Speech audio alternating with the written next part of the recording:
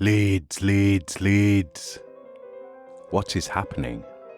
Welcome to Working Hours, a show about a place called Leeds, a time called now, and an activity called work. Working Hours wants to record 1,000 loiners over the course of this, the most important decade in the history of the human species, and ask them about what they do all day and hear how they feel about it. My mission is to try to map out what my city, Leeds, a city that has declared a climate emergency, is doing during humanity's biggest emergency. On Working Hours, we hear how loiners have, are, and will be coping with our multiple crises: the global pandemic, Brexit, and of course, the ongoing and accelerating collapsing of capitalism, the state, and the climate through this decade. To do this, I need people like you, dear listener. Most of all, I need people who are in Leeds or who are from Leeds to come on this show and be my guests. So please join me and help me with this mission whenever and however you can. Critically, I will need people like you, dear listener, as financial backers. Please consider supporting or donating to this project. You can do so with a £1 monthly donation via either Patreon or Ko-fi, or you could donate any one-off amount to Working Hours via either Ko-fi or through the LibrePay button on the About page of Western Studios website. Thank you. My name is Simon, and this is all my fault. So I'll start off with you, Myra. So what did you want to be when you grew up? What did I want to be when I grew up? Nothing in particular stands out, actually. I've always enjoyed lots of different things, being involved with lots of different things. So nothing really stands out about maybe this is a question for Tick. No, you're not. I mean, you're not the only one that's answered like that. Some people are just like, no, I don't really have any particular passion. So Tick, what was it that you wanted to be when you grew up? Well, I still like to think some of these things could happen of it instead of it being in the past tense. What I would like it, but what the things that the first two things that I wanted to be was when growing up. It was either because I used to have my family used to collect what's it called? This weekly sort of like encyclopedia magazine called The Tree of Knowledge, and I was absolutely obsessed with flicking through those when I was really younger. And the two things that really stood out to me that kind of inspired me to aspire towards the more lofty, younger minded sort of ambitions, which was either something involving deep sea diving or studying deep sea animals, or something related to being an astronaut. Okay. Then that turned into wanting to be an animator. Then that turned into wanting to be a games developer.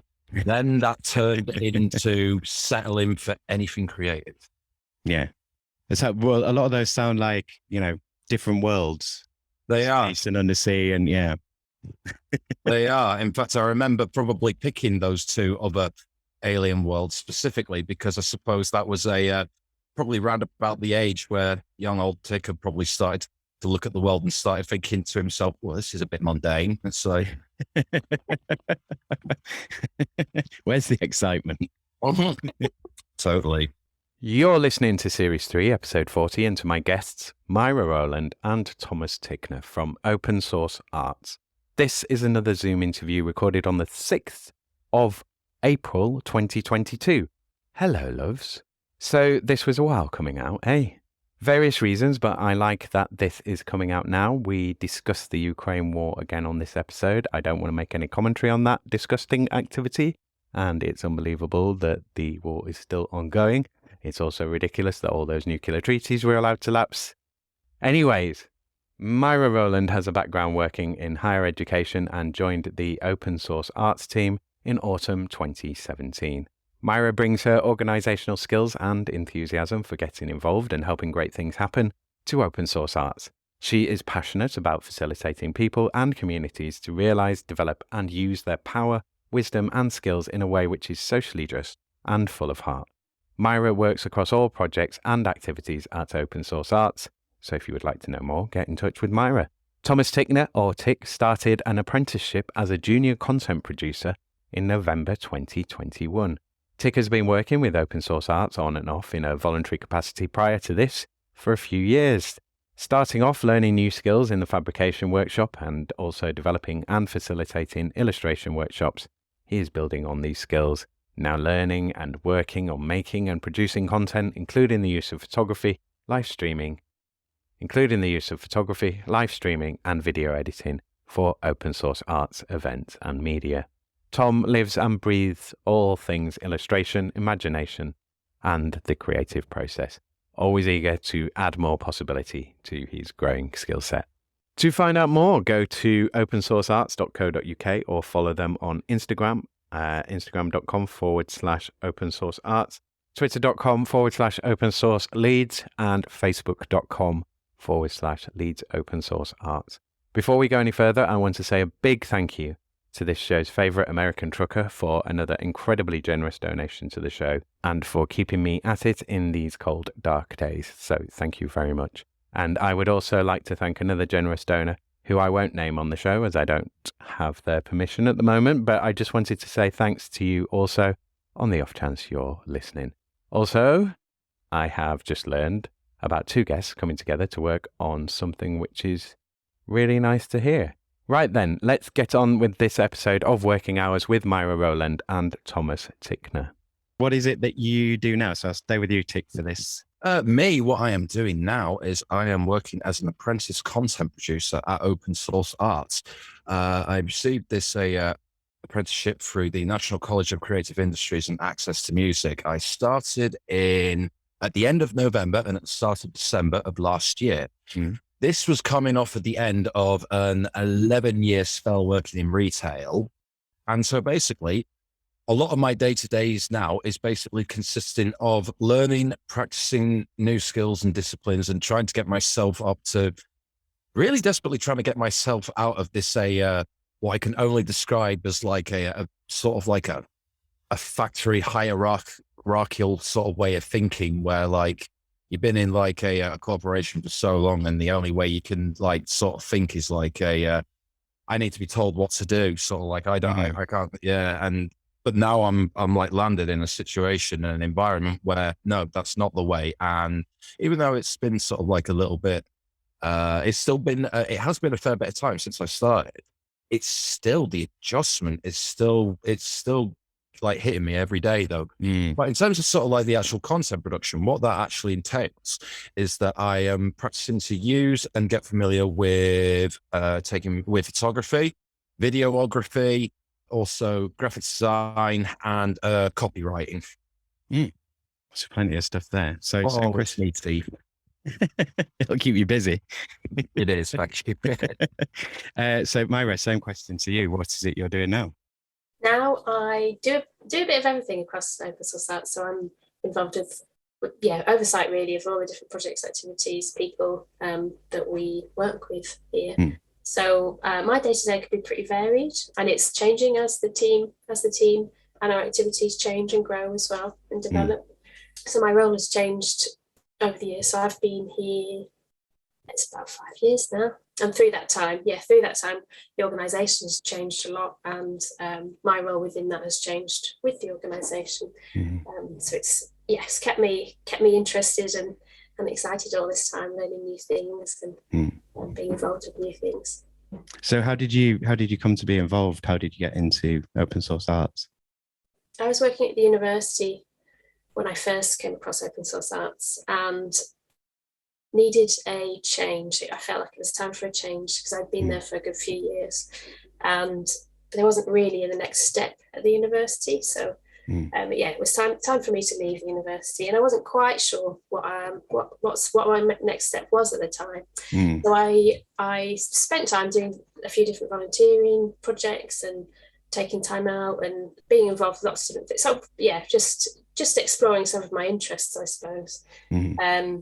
That's where I met Phil, the director at Team Kirksall River Cleanup. Oh, right. Yeah. I saw that on the website today. We've got one on Saturday, actually, coming up soon, our next one. So that was one of the first contacts with Open Source Arts. And then I also joined 2 Skillshares, which at the time I didn't realise was the same organisation. And the Skillshares was learning how to tie knots and learning how to win at countdown. So very, very, very varied. And then, yeah, from that, it became apparent that the organisation and me seemed to be quite a good fit at the time for what was needed and what we were both interested in. So, yeah, it happened quite organically, really, at that time. Okay, so I'll stay with you on this question. So what is it that you like about the job? What are the good things? Yeah, definitely the variety for me is definitely up there, because we work across all kinds of different sectors with all kinds of different people. The day-to-day is super varied for me. I'm constantly learning. I enjoy being challenged and pushed, and I get that. I definitely get that here as well. The people that we work with are great. It's a very satisfying job. Being a part of, I suppose, and helping facilitate the development of people. So that's within the team. That's our wider freelance pool and the artists that we work with. And it is a satisfying job. Do you still get to make anything then, or do you still get that creative outlet? Well, a lot of people ask me, what's my art? And I don't have my own personal creative practice, but I do say that I'm a creative and have been involved in all kinds of creative things. But I don't have. I'm more of a jack of all trades rather than a master of none, and I've embraced that now. So, same question to Tick. So, I think you said some of the things when you were discussing coming into the job, but yeah, what are the things that kind of keep you interested in this role? I'm learning skills in many different creative disciplines. So things that I've been learning over the past several months included things like learning to use a camera from zero. Like basically, I say zero. The knowledge level I had before was about good enough for me to barely flog and buy them, basically. But now I'm like actually using them. Now I actually have at least a good basic to maybe a little bit intermediate understanding of how the things actually work, as well as also things such as get familiar with video editing software, learning how to write bodies of text and content for posts in a tone of voice that is appropriate for our audience, that's engaging and demonstrates the qualities and values that we hold dear to heart, and we want to show everybody that, hey, this is what we're about here. Cool. I'll go through the COVID question first, and then we'll go into change. So the best way into this, I think, is like sort of take us through lockdown, what you were doing, what happened, and what kind of changed for you there. And then, so I'll start with you again, Myra. How did lockdown go? What changed for you? And have those changes kind of stayed? Has it altered the way that you're working now? So we closed as an organisation, we took the decision to close before the government called the lockdown, actually, because we could see, it felt absolutely necessary at that time to pause everything. So we, it's funny thinking back, isn't it, to that time. We stopped everything immediately. Well, that week before, and everyone moved online. So we started all working from home. Our team were employed the whole time as usual. So we didn't drop any staff hours, which I'm happy about. And we worked on it in different ways and on different ways. So we, partly because of our breadth of activities, it meant that we could pick certain things up more and other things, and adapt other things according to the time. So one of the things that we were involved with when lockdown first happened was setting up the volunteer response system within a neighbouring council. So working with community groups and mutual aid groups in the council and third sector organisations in their volunteer response to the pandemic, and that was all facilitated online. And then we were awarded some Arts Council funding, and we used that funding to purchase some new audiovisual equipment, and that meant that we could offer artists the facilities to bring more of their work online as well. So we did some training. We now live stream all of our as many of our activities as possible. So our performances are live streamed. It has changed our approach to work, I suppose. And so now some of the team work from home part-time. So we've got a much more flexible working in certain ways like that. The offer for artists is much more complete, I suppose, in some ways, or there's more depth to the offer, because we can offer them the footage from the live stream footage, for example, and the access to the high quality audio visual equipment that we've got in-house now. What else? I mean, in a lot, I suppose, did you find that,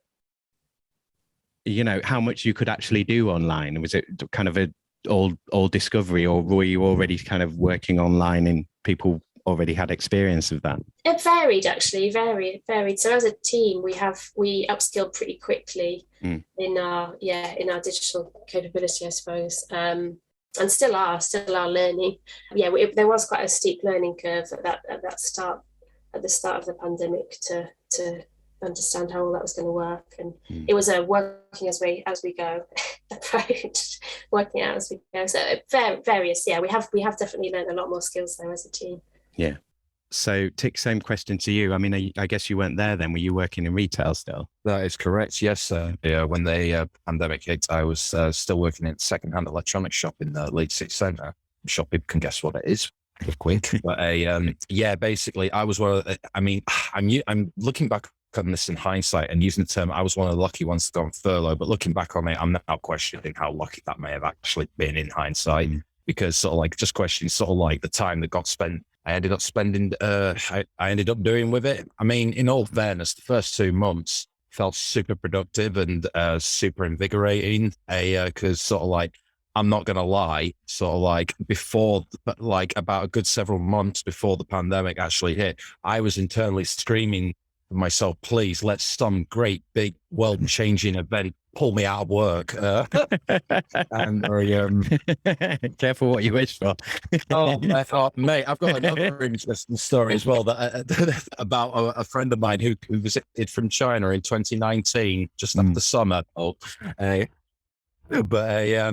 what was I going to say? So the first 2 months were really productive. The first 2 months, thank you. The first 2 months were really productive. I ended up I ended up trying to really reinvigorate my art. I ended up drawing more pictures than I think I had done in a very long time. What else happened? I felt quite active, so in engaging with some of the other projects that I do. At that time, my relationship with open source arts was more in kind of like a voluntary on and off sort of capacity. Yeah. I was still like attending like the Wednesday meetings every now and then. Then there was a part way through 2020, I sort of fizzled out, sort of like I was getting drained, I was burning out, and then I just sort of drifted away, sort of like a bit more, well, completely, I suppose. Basically, the bridges were never burned. They were never going to get burned. The happier times of all lockdown ended up turning into a bit more of a doldrums, basically. And then, it did have a bit of a toll and an effect on my mental health. But I suppose the one thing that I did get out of it is that it really lit the fire in my belly about really desperately wanting to make a change, because I'd already been there for long enough. Through various behaviors and thought habits, I managed to convince myself, hey, I'm all right with where I am. But then, you get a bit older, you think to yourself, oh, hang on a minute, sort of like, look at all these other people managing to make good opportunities. What am I doing for myself? And then I'm finally realizing I'm going through this cycle of sort of like, hey, you go to work, you come back home, you do nothing, and then you repeat because you've utilized all the energy. Yeah. And I consider myself to be not a massively sociable person. So for me to be able to like talk to people all day is going to be one of the most tiring things I can imagine, basically. So the second I get home, it's sit down in the chair and I'm not getting up basically for the rest of the night. Yeah. And then I heard about the apprenticeship opportunities at Open Source Arts. And I thought to myself, I've actually heard about these, trying to be arranged for a while. And I was like, make your move, Tick.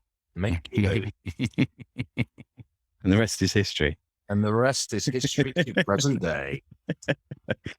Okay, so I'll stay with you, Tick.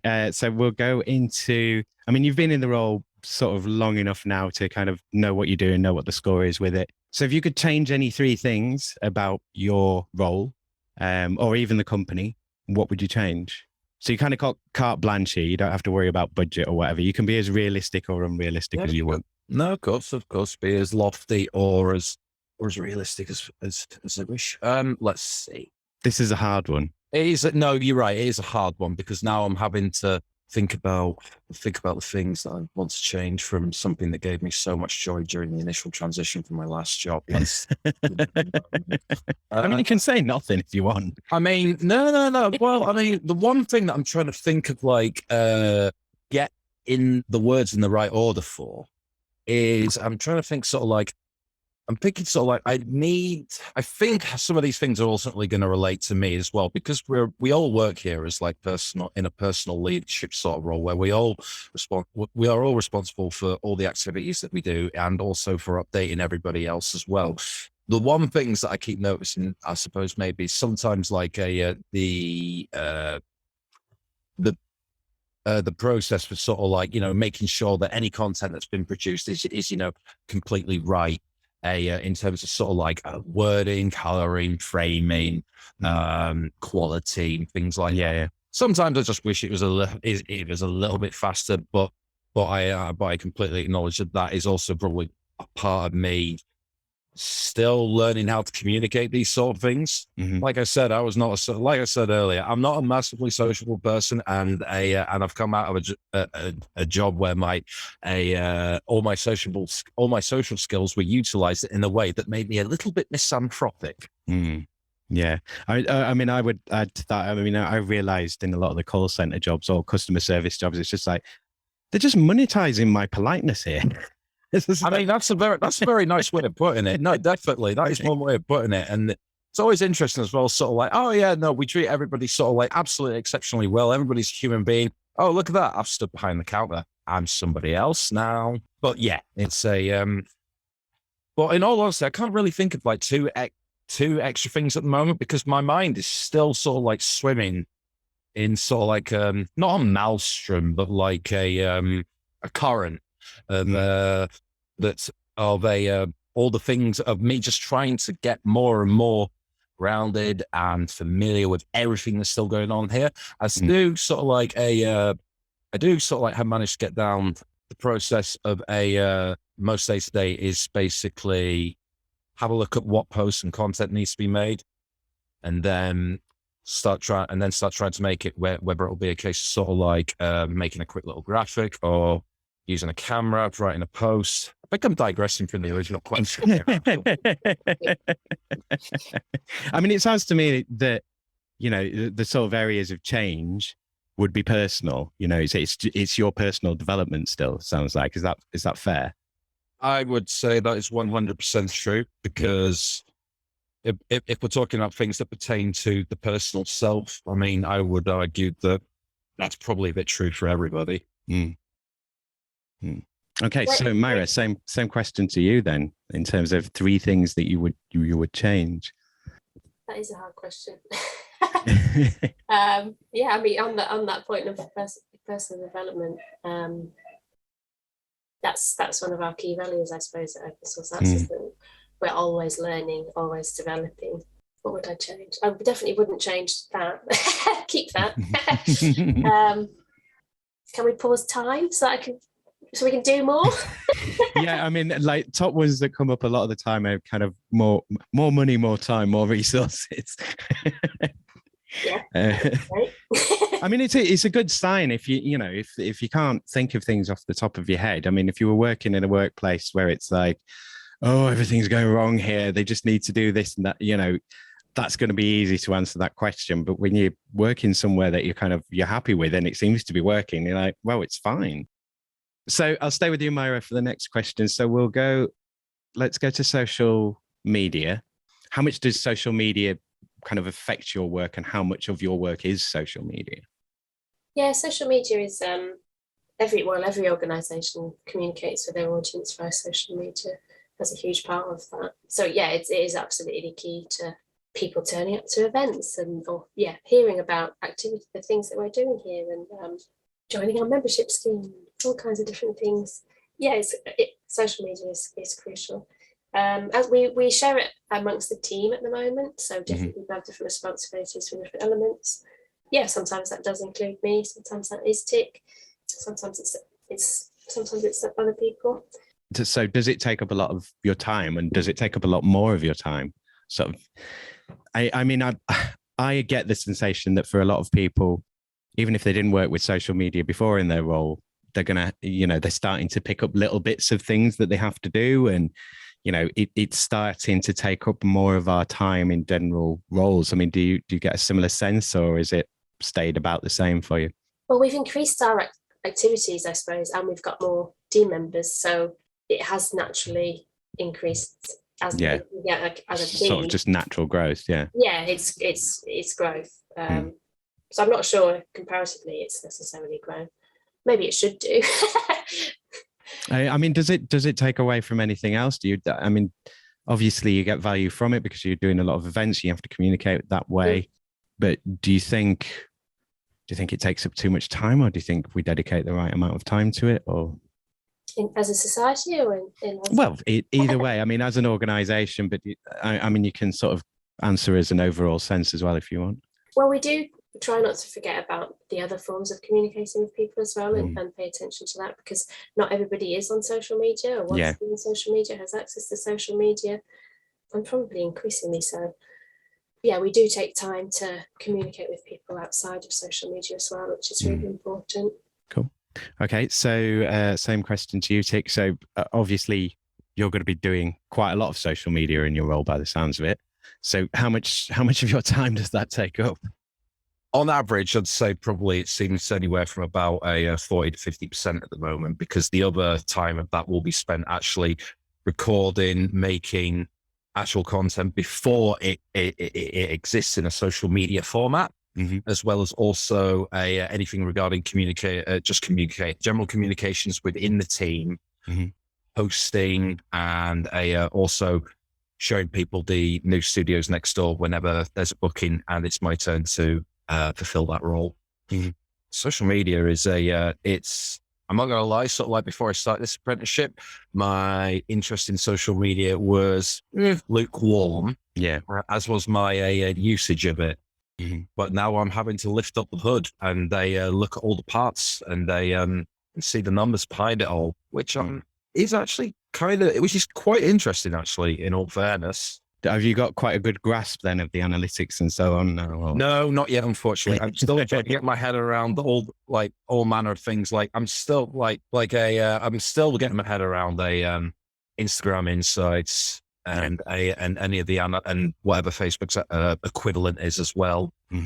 It's just, I just know it's going to be still all part of the learning process, because I feel like this is kind of the stage where I'm at now in terms of picking up new skills, is getting more and more familiar with technical terms within social media and analytics as well, because I feel like the first part of me starting this apprenticeship was me trying to upskill myself in learning how to use a camera and lots of other technology, microphones and live streaming equipment as well. Yeah. I mean, I was thinking as you were sort of talking then, I mean, how much of it is social media now? It seems more and more like it's becoming business media than social media. I like what you did there. And yes, that is exactly what I do think to myself now. Sort of like it's I feel like if it's not social media and it is business media, I suppose the only other counterpart to that we have in this day and age is personal opinion media. It's like, but no, I'm completely with you 100%. But then again, I think that does also amplify Myra's earlier point about how important social media is for all businesses these days. Like nearly pretty much every business has one these days, because they know that all the other businesses are out there are already doing it, and it has given them an edge in in many different markets. Yeah, and that direct contact to the customers as well. It is, yes, it is effectively, yes, it's a platform that can replace any type of middle management, or go between the customer and the company. Okay, so I didn't mention this one in my preamble because it's one that I forgot, so I'll stay with you, Tick. So it's a question on Brexit. So we've Brexited. Have you noticed any different? Like, so some people have said it's hard to kind of pull it apart between COVID and Brexit. Has it affected your work in any way? And have you, has that been good or bad? Have you seen any effect? The only effects that I've really seen is it's just probably mostly the same things as I think as a lot of other people in terms of massive inflation and just also a lot of people just basically getting screwed out of jobs and contracts. Basically, I'm not going to lie. I have been trying to avoid the news a little bit every now and then because I'm having to do that for the sake of my own mental health, basically. Yeah. But I feel really quite fortunate and privileged when it comes to sort of like when I look around sort of like the country that we're in right now, and I question myself, how has Brexit affected me? And I think to myself, I feel lucky because I'm not going to say it hasn't affected me. I'm only going to say I think it's affected me in the same way that it has affected most people in this country. Because obviously, with my previous job, sort of like I don't really feel like I felt the pinch sort of like too much. I felt like I wasn't getting that much money to begin with anyway. And I was just kind of already in the mindset sort of like, oh, every day is kind of a money struggle day anyway, basically. I think basically it's probably kind of more like a case of maybe sort of like my depression at the time had kind of acted as a mask, maybe, unfortunately. Yeah. Myra, have you noticed any change then with your work from Brexit? Has anything changed with open source, or is it, barely perceivable of any change? Well, I think you're right in that sometimes it's hard to know exactly the impact of all the different things that have happened over the past few years, and exactly attribute which one it's attributed to. But yeah, we've certainly seen a huge increase in the cost of materials, and some of our costs have really gone up, and some of that is Brexit. Has that been quite variable as well? Has it been like prices have they just gone up, or have they gone up steady, or has it been sharp increases, or? A bit of a mix, and actually some have come back down a little bit as well. Yeah. So it's a bit of a mix on that, and then I'd also say that it's like socially there is more of a divide. So that's definitely something I think that I've noticed after Brexit is the division between people. And again, with COVID, that there is that divide between people. But for Brexit, it's more of the othering. Yeah. I mean, this is kind of a random just question for you. I mean, as an arts organisation, do you think? I mean, obviously, you're doing a lot of creative work. It's very positive. It's about, like you both said, it's about development and so on.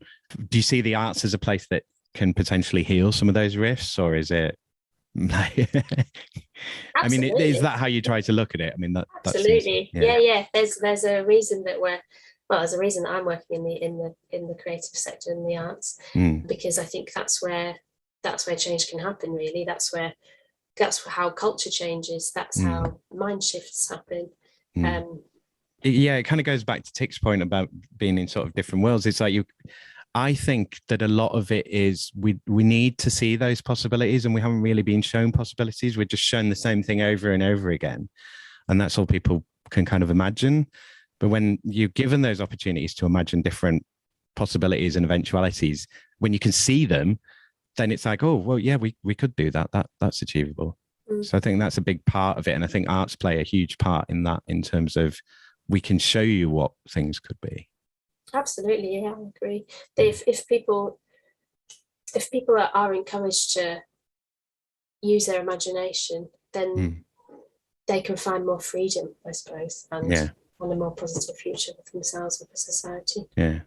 Which goes back to Tick's point of, like, within the previous role, it's kind of, you don't really get to use your imagination so much. Okay, so now I've got a question on climate change.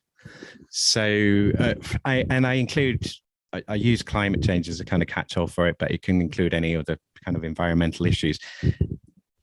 Can you, are you doing anything to address climate change in your work? Can you do anything? Is it something that's kind of,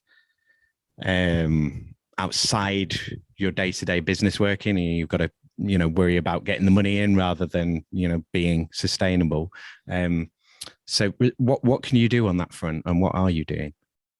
So we work a lot. We are involved in a lot of different climate conversations, and it's something that we care deeply about as an organisation and as individuals within this organisation. So we have and continue to do a lot of work in this area, and so some of that is working with other organisations. So we're on the steering group for Sustainable Arts in Leeds Network, for example. Yeah. I know you've spoken to before, and involved with Climate Action Leeds and our Future Leeds and all kinds of other organisations, and do a lot of work with, in across the city and further afield in terms of climate related activities.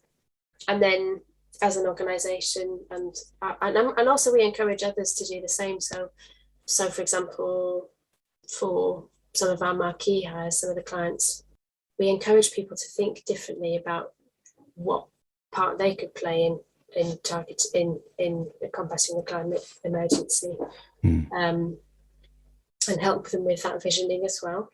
Are they quite popular? Are people quite keen on those sort of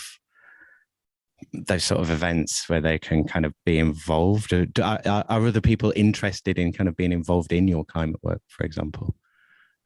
In climate events? Yeah.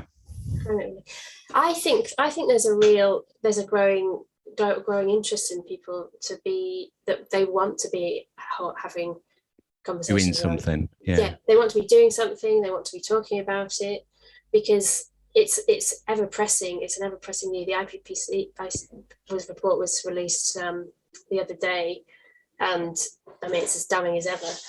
And yeah, I think people want to talk about it and know what they can do, and feel like they've got feel empowered to take action as well. Okay, so Tick, same question to you. So, Myra's kind of answered it. You can obviously sort of do things. You're doing stuff within the work. I mean, is there anything you want to add, or anything specific you want to talk about in that regard? Well, some of the things that I'll bring up is we do have a lot of these conversations quite frequently.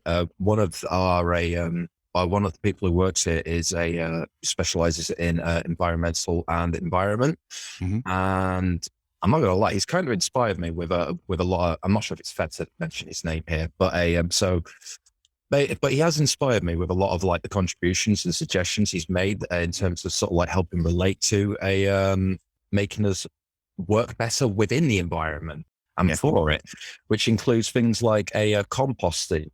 We've now got a little bin to put all the food waste in, and just a nice bit of information on top of it as well to tell us what we can and can't put in, because there seems to be not a lot of people seem to sort of like well, if you want to know how to compost, it seems like you really need to know someone who is very, very good at it. It's almost seems like.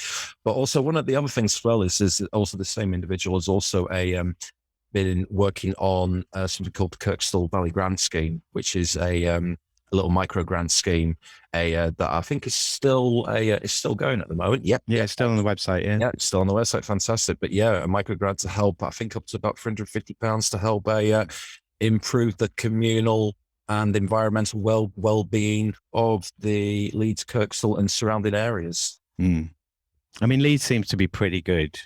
Like there's a lot of good action going on in Leeds on this regard, I think. I mean, obviously we need more, but yeah. If there was a universal basic income, if you were getting paid enough, so I'll start with you on this one, Tick. So if you're getting paid enough to kind of do what you want, pay your bills and so on, and you could live, would you still do this job, or would you do something else? And if you would do something else, what would you do? That's very difficult to say. I suppose if I was in that situation, oh my goodness, because with the situation I'm in now, I do lean more towards sort of like I would want to sort of like still keep a foot in the odds, but then there'll probably be a big part of me that be going sort of like, no, there's so many things you want that you really want to put your other foot in. That's Too many options now. No, exactly. It's probably going to make me sort of like it's probably going to frazzle my brain a little bit with sort of like informational overstimuli overload, basically. It's a choose your own adventure story with 26 options. But, Yeah.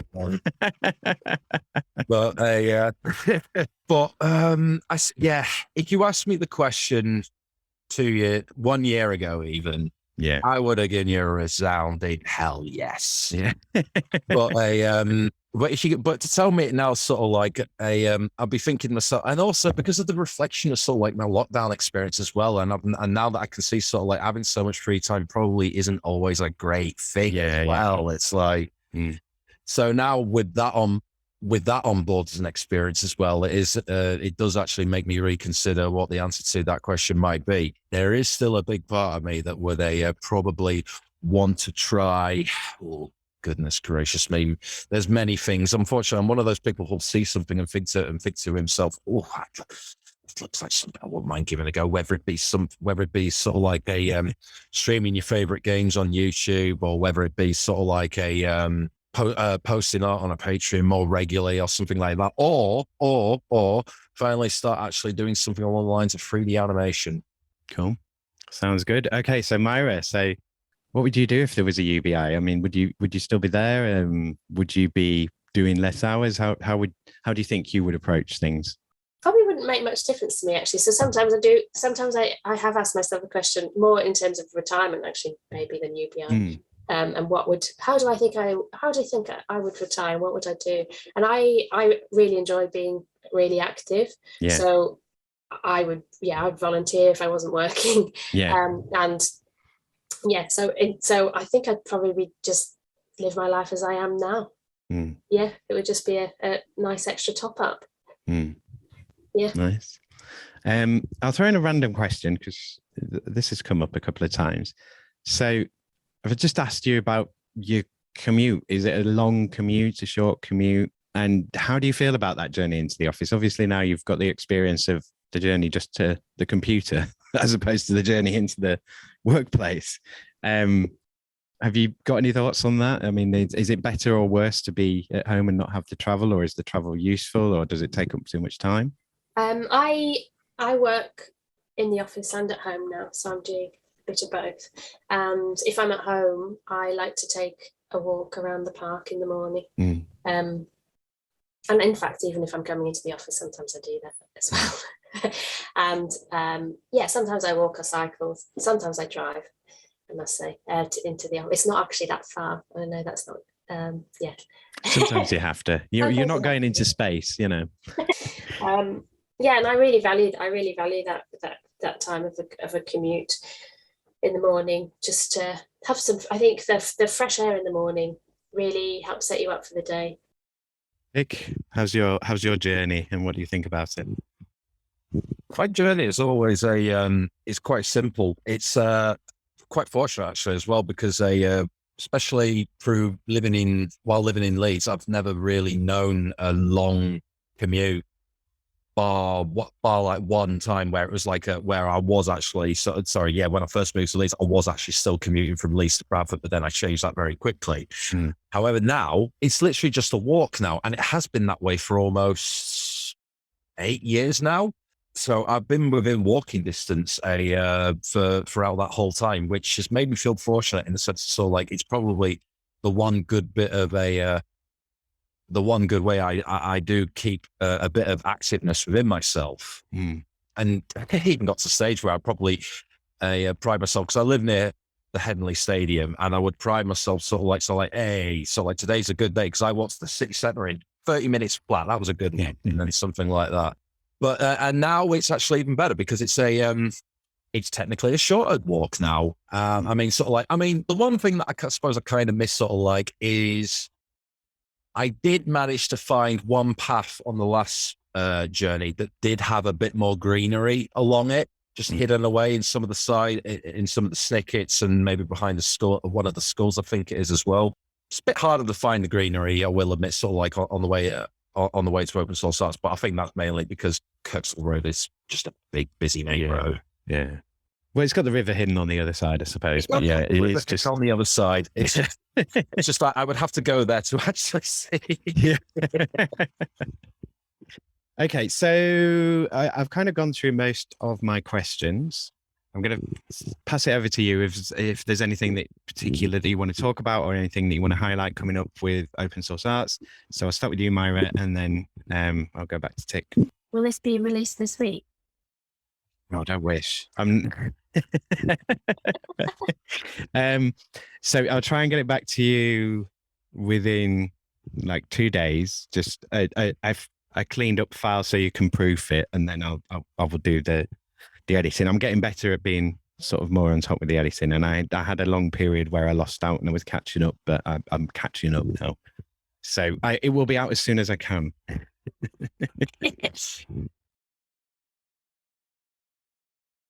Right. It's hot. Wait. Are you back? Yeah, There we go. This happens. I'm used to it now.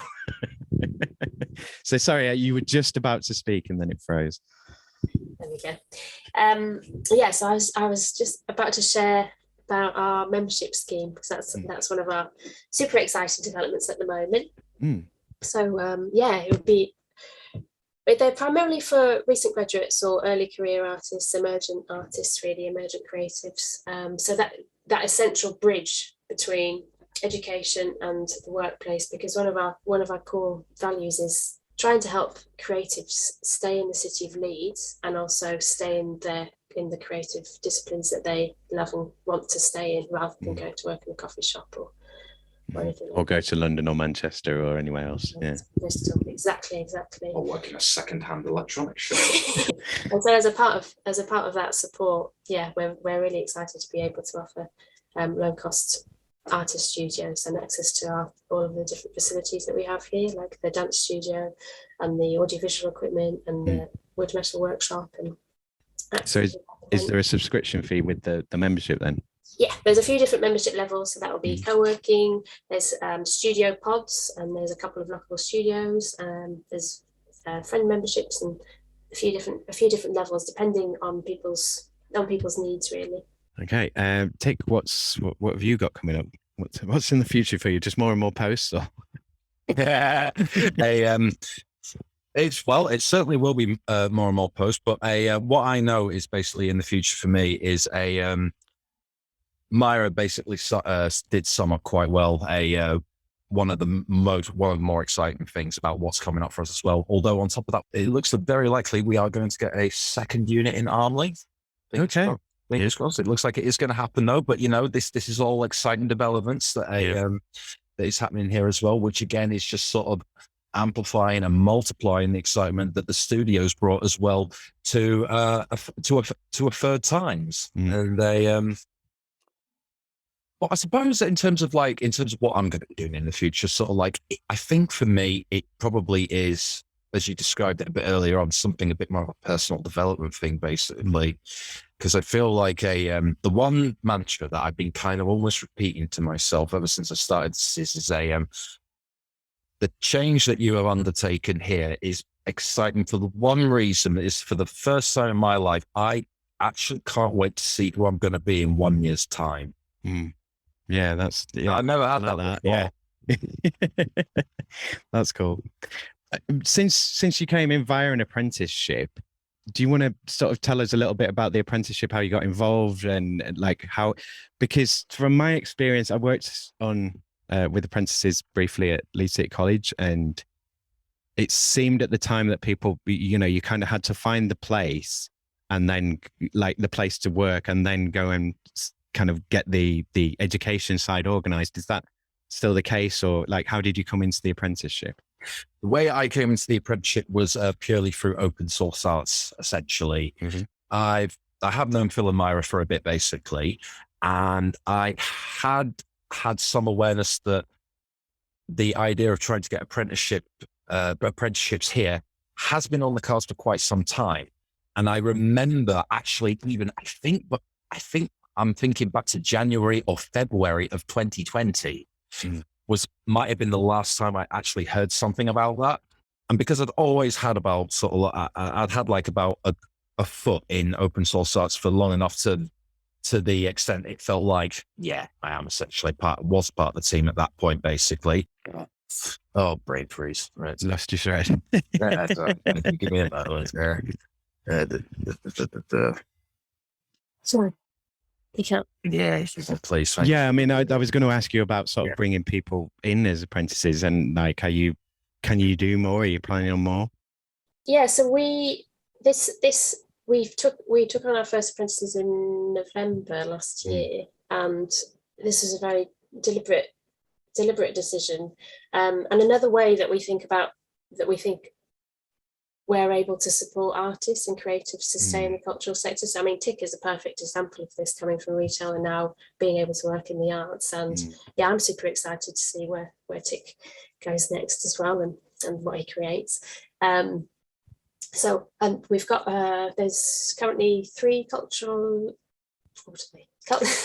support learning officers. No, cultural learning and cultural learning and participation officers, and 1 content producer with us at the moment, and from various backgrounds, but all wanting to develop their careers in the arts, basically. And it's really nice to be able to support alternative ways to enter the art world and stay in the art world, because it's not always easy. So it's a part of our broader offer, I suppose, is how I think about it, in terms of how do we support people in the arts. An apprenticeship is one of those ways. Did you deliberately sort of want to avoid doing the kind of intern route, and just because a lot of arts places, it's kind of like, oh, come an intern, and then, you have to be able to afford to not work for a year or 2 years or however long.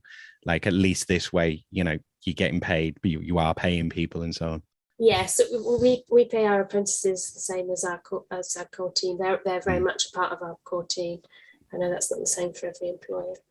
And we do have some interns, but we try and pay people for their work. Yeah. That's a real core value of ours as well, is that the arts needs to be sustainable, and people need to be valued for their work and artists' work. And need to be able to eat. Yeah, absolutely. Yeah, it's pretty essential. So we don't invite unpaid internships, really, open source arts and volunteers. We try and do everything that is financially sustainable for everyone involved. And yes, we do have some student placements, but they're funded from the universities, or by other means. So whilst we might not be paying them, they are receiving income from somewhere for that time. So there's a few different ways we arrange that. Do you see open source as primarily kind of education or arts, or a combination of the two, or arts through education, or what are the bridge? Tick's meshing his hands together on the video. It's just intersecting beautifully. Yeah, that is very much how we don't think in separate silos, I suppose. Open source arts is very much about bridging, and in all manners that you can bridge. So that's across sectors and communities and disciplines, art forms, because that's when people are able to collaborate, that's when even more exciting things can happen. And I think that's a key thing with working in a workplace as opposed to remote working, is that you have the chance for more spontaneous interactions and random things happening, and overhearing things. Oh, you're meeting with so and so. I wanted to talk to them, and those kind of things. And I'd like to ask you a bit about the co-working as well.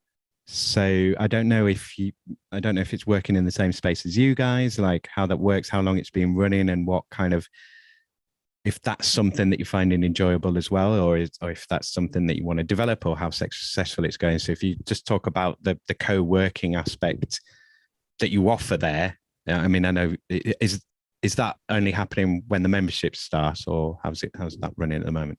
So when the memberships start, there will be co-working spaces, right? Yeah, so our team co-work in the main space at the moment. So we're based on Coastal Road, our venue's Coastal Road. And our team have always co-worked in the main space, and now we're offering it out for anyone to join us, really, I suppose, in that space as a co-working space. Cool. Well, I hope that goes well. It's very exciting. Yeah, and it will, as you say, there'll be absolutely plenty of opportunities for all those incidental conversations and in the creative community.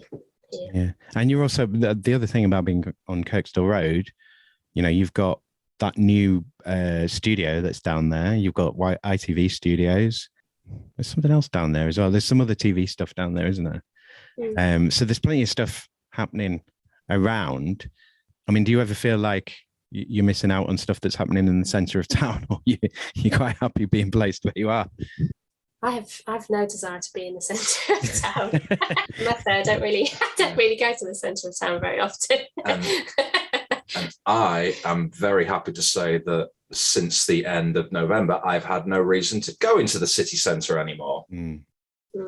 So where we are in Kirkstall is a really interesting area. It's changing a lot. It has changed a lot since I've been here as well.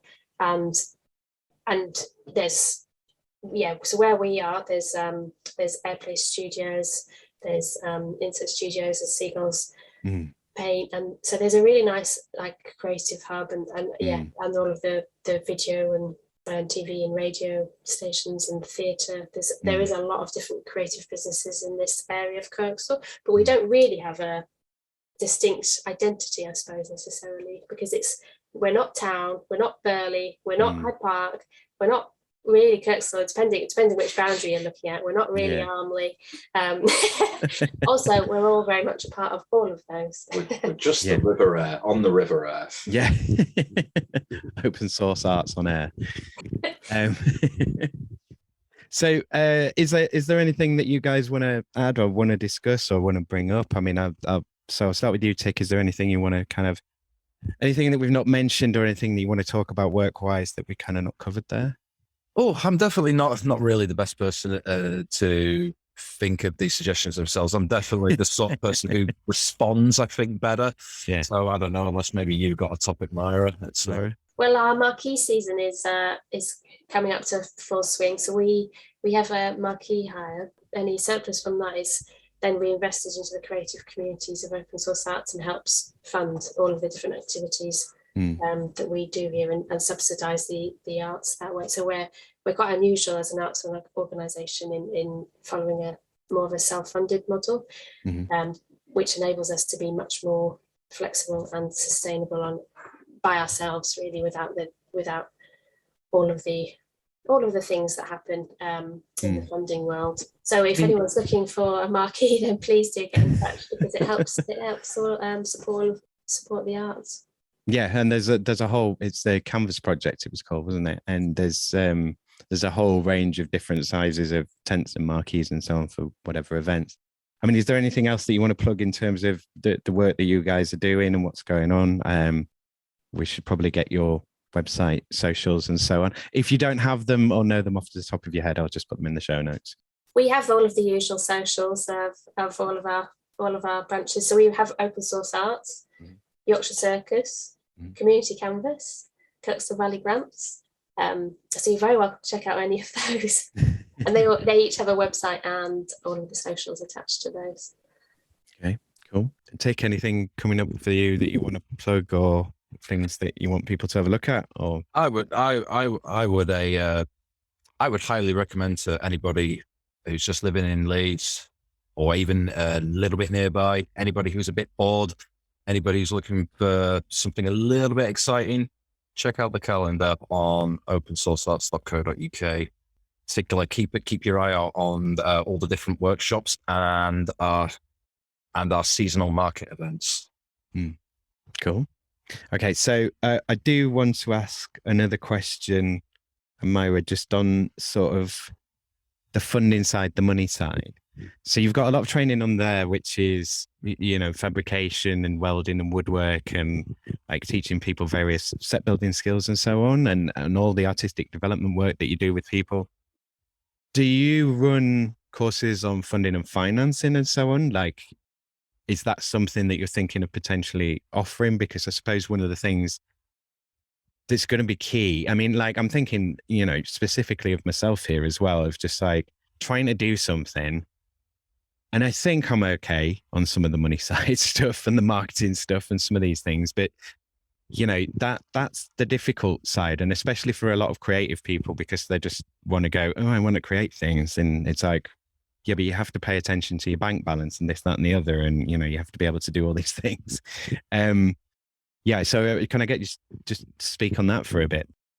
Yeah, there is a huge ask these days on creatives to do the whole thing around their art. All of the Do it for free.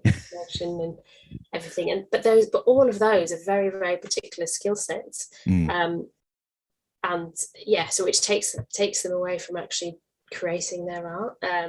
Sustainability is one of our core values, and with that we think of that as environmental sustainability, financial sustainability, social sustainability.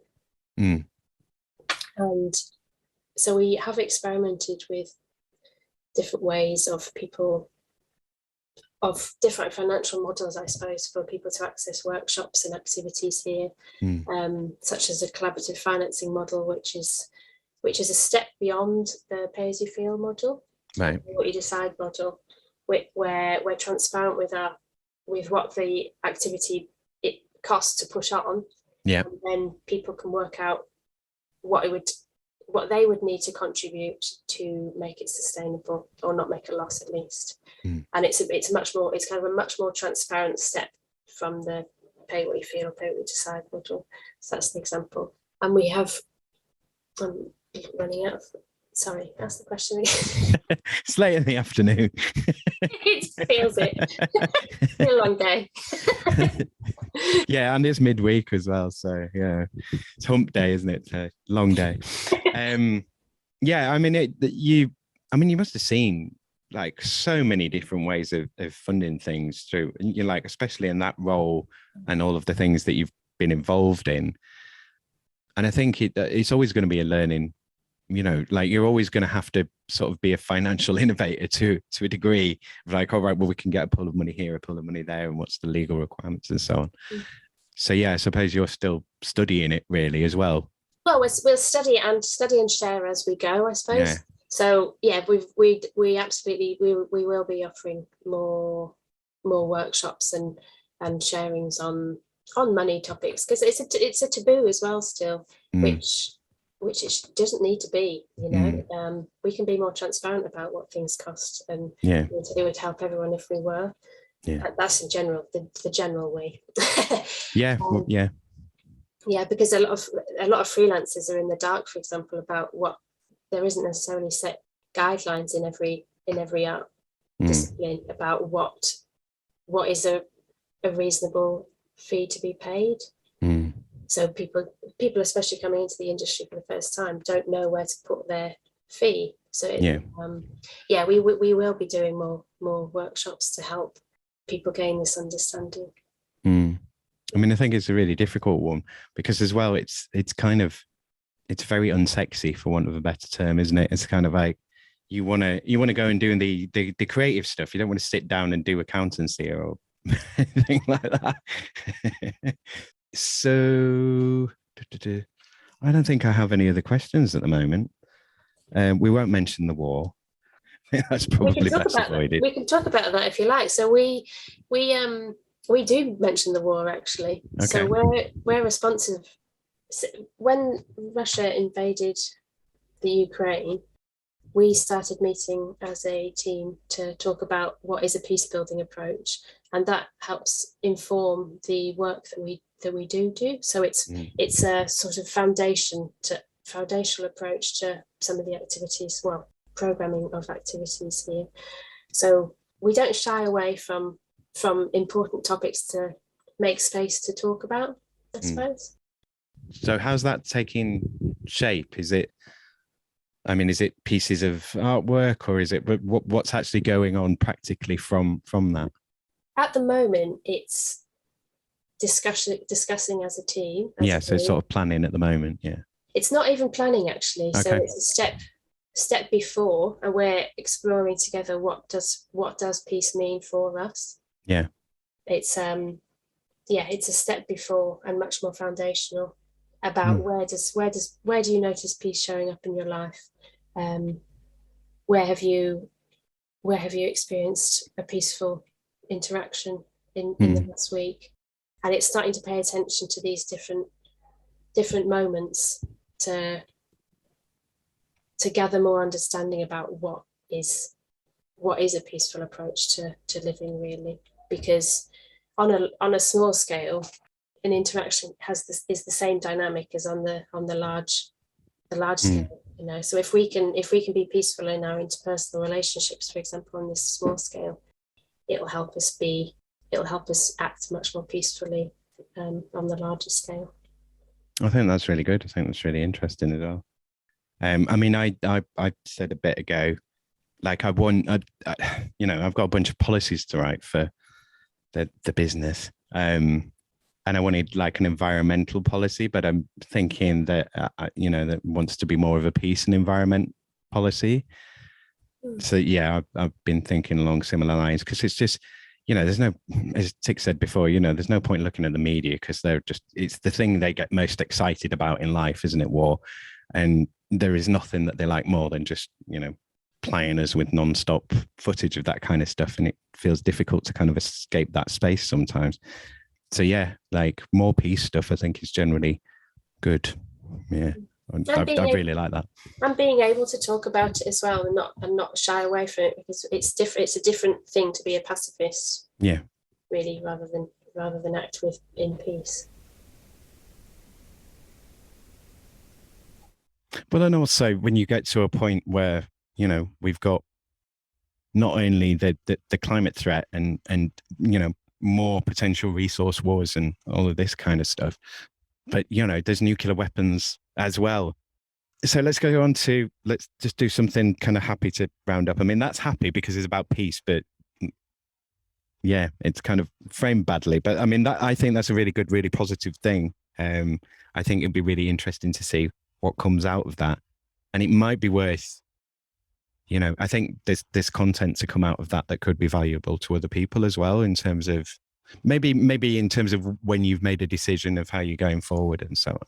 I mean, Tick, is there anything you want to kind of add? It doesn't necessarily have to be on this. Is there anything that I've left you out for a while? That's absolutely fine. Not a problem. Thank you. I mean, going back to the old adage of every day is a learning experience.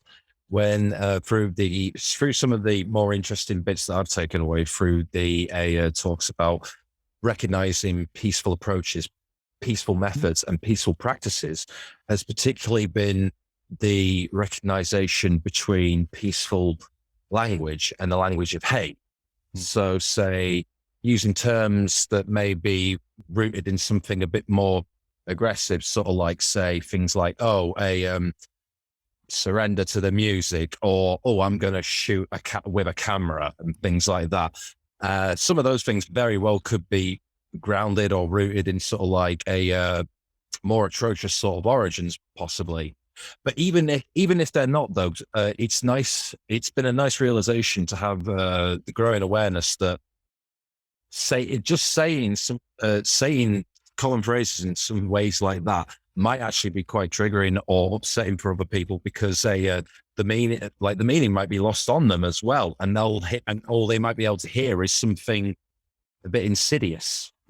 And that has been a very interesting sort of like differentiation between the two, because I do believe that the language you use does shape the reality that we live in, which is another saying that has been said here as well before. But yeah, and with that belief and that mentality on the world, being exposed to that has been just a very interesting learning experience. Basically, I still feel quite young in my understanding of all of it, but hey, I'm happy with what it's been enlightening to me so far. I mean, it's good to. So this is a thing I've heard before. I don't know how true it is. It's one of these things, the sort of thing that people tell each other, and then you don't bother verifying it. But when you're training and learning, sort of, if you're in a school set, you have like a learning mind, and you're much more susceptible to taking in new information because your brain's kind of primed for it. So yeah, I think, I mean, would you agree with that? Do you think you're being kind of more sponge-like for absorbing all kinds of new inputs? Because as you said that, you made me realize that that my answer to that question would certainly be yes, because it was when you used the word prepping, actually, because it's again given me points of reflection between me, what I'm doing now and back then. But it's a case of sort of like, yeah. And the difference between the two is there's one environment didn't have these conversations. And in that environment, mine became stagnant. yeah, And then and now it's the total opposite in this environment, because it's like training a muscle. The more you use it, the stronger it gets. And I relate that analogy to not just sort of like a learning, but also sort of like social connections as well. yeah. Well, I mean, I suppose we all kind of know that from lockdown, of like when you started meeting people again, it was like, oh, I don't know how to do small talk. And Oh, mate, that was me before. That was me before lockdown. Okay, so I feel like I should come back to you, Myra, before we finish off. So anything to sort of round us out, anything that you want to add or anything you want to say? You don't have to, but... Well, I could add on that, yeah, we do foster a learning and curious culture at Open Source Arts, and that culture is very important for us as a team, and for everyone we work with in that learning and development and lifelong learning, I suppose you could say. It's hard not to kind of... It would be hard for you not to do that, given the amount of training and so on that you guys put on. It's like you're kind of so education focused as well. Yeah. Yeah. Cool. All right. Well, thank you very much for being on. Thank you again to Myra and Tom for being my guests. Thanks again to all my guests, and thanks to you, Leeds, for being my subject. And of course, most of all, thank you to you, my dear listener. Remember, Leeds, whatever you do, I'd love to hear about it from you. Also, I don't want to be censored or to sell out or anything, but I do want to make an effort to make the show as accessible to as many learners as possible going forward. So I'm going to make an effort to shut my pie hole a bit more. I do want to reduce the ranting on the show, even as the outrage and terrible trends boiling over from the news increase. We'll see how I go. But that's what I'd like. Keeps your eyeballs peeled and your earballs open for the next episode. It will be soon, again. That's going to be 4 in 1 week. You will owe me a tenner, which, I might add, is substantial multiples less than my Ko-fi donors have given to the show. I don't think people want to sign up to Patreon, so just send 12 quid by Ko-fi. Simple. Anyways, you can follow this show on Twitter at WorkingHours3 and on Instagram at WorkingHoursPodLeads. Use the hashtag WorkingHoursPodLeads to stay up to date on when new episodes are being released, to DM me with your questions, or most importantly, to get in touch if you'd like to be my guest on this show. Please do chuck in anything you can to help the show grow. Go to kofi.com/workinghours and join me there for £1 a month, or you can make a one-off donation of whatever amount. You can also go to patreon.com/workinghourspod to support Working Hours, again from as little as £1 a month. Why not be super awesome and join both? Do something new and something different. Remember to like, share, follow and subscribe to Working Hours. That's me. Cheers ears. Take care out there and be kind to each other, Leeds. Working Hours is produced, recorded, edited and published by Simon Treen for Western Studios Leeds Limited.